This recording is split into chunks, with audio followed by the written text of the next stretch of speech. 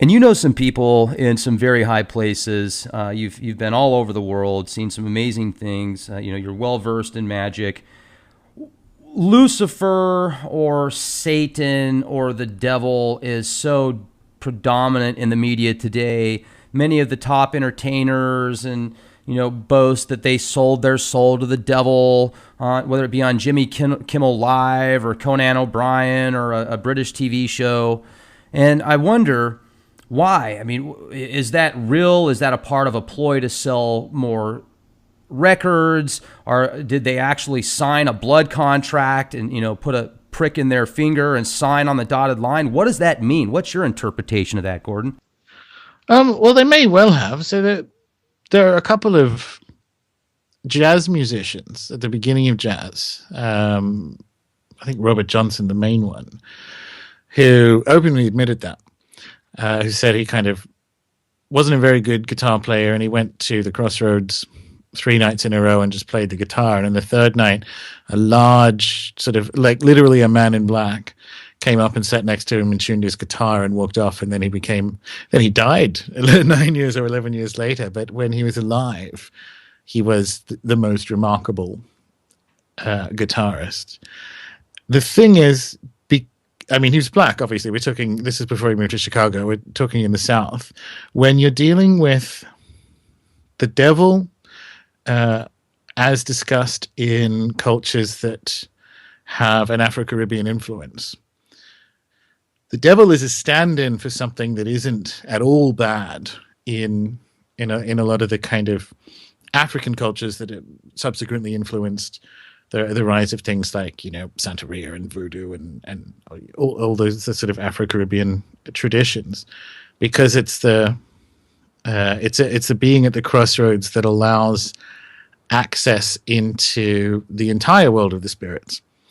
So when people say that and everyone freaks out, there's a kind of weird sort of racist component in the background, because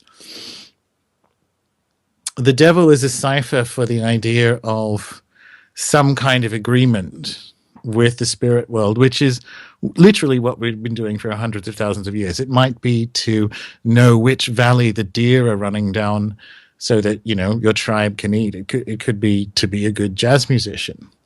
The pact thing, it appears to have some historical validity.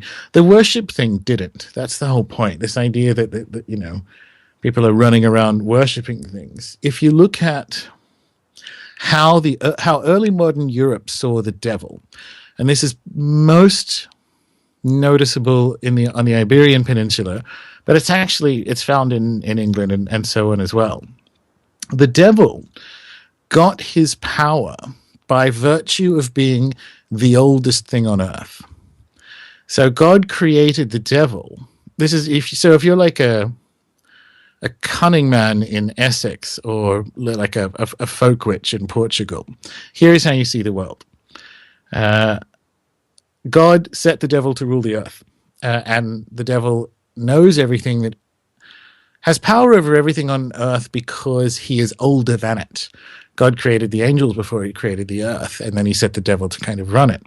So if you have what is essentially a problem you need to solve, which can't necessarily be solved with herbalism or so on, the kind of where the buck stops is the devil. So he's retained in the sort of folk European tradition a lot of kind of trickster stuff that we see elsewhere in other, because let's never forget that European cultures were and are traditional cultures, so they have the trickster, they have these ideas, and the devil is kind of where a lot of these retained trickster stories come from, which is also where I think it correlates with a lot of UFO activity, because you look at how villages would banish the devil, and they'd have to banish the devil because he was bothering their cattle. Now, surely Lucifer has better things to do than, bothering some Somerset cattle in the middle of the night. And so the devil becomes a storehouse for all these ideas, rather than a being. And this is it. You only get this once again, you get to that kind of American version of it. But rather than a being that's kind of in some sort of eternal war with God to be king of the world. He's already king of the world. That's actually the kind of like traditional folk Christian view of it. So in that respect, people kind of clutch their pearls at something that, if you really dig into it, you have to say, well, why is that bad then? If this is how certain originally African, they're not now, they're well and truly American ideas, but like where these originally African and some kind of Iberian and Portuguese customs came from, like you get to be kind of creepily racist by accident by saying, oh no, this is all bad. And you go, well, it actually fucking isn't. And it has a history that goes back that is a legitimate expression of spirit and engagement with the spirit world and actual proper belief systems. So again, it is an absolute minefield that I'm sure people listening to this now are like, yeah, he's some kind of globalist Satanist. And that isn't, it's just not there in the historical record. And it's not how it's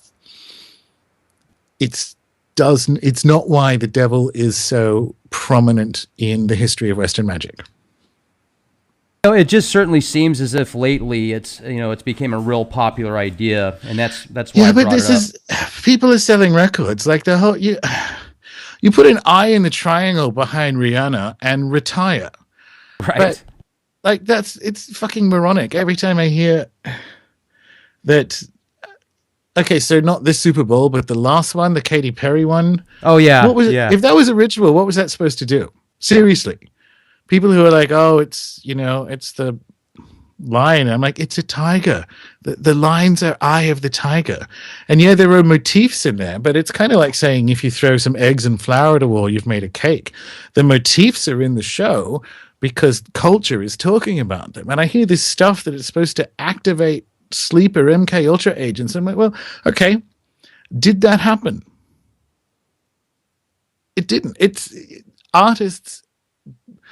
I mean, I think at this point in time, they're laughing at us. Like you have to wonder what percentage of dramatically failing record sales is attributed to, Alex Jones shouting about a particular clip. Because I say, oh no, I have to go and watch that, or no, I have to go and buy that.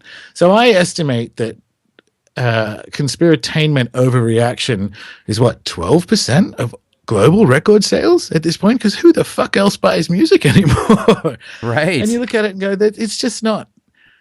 It's not there. It's not how magic works. I do think there is probably a case to be made for a kind of very high level plan to normalize these symbols for whatever reason, could be for good or for worse, because the more desensitized or the less sensitized, to use proper England, that we get to them, the less they work.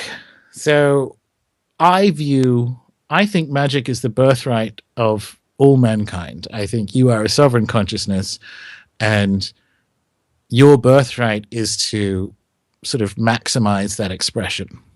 And I think for me anyway, magic is a big part of that. And the symbol set is, we've just had a decade of it being debased and associated with really absurd stuff. So that's interesting, because we do definitely have a 150-year assault on the things that are spiritually important, the sort of materialist assault. And now we have this utterly debased idea that this is all bad and is to do with some kind of cult that connects Katy Perry, a pedophile network, 9/11, the Vatican Bank. Like it's. I don't think that's it. I think you could probably make a confident case that there is an intention behind the prominence of the symbols over the last 10 years, but a lot more work needs to be sort of put into why that would be the case.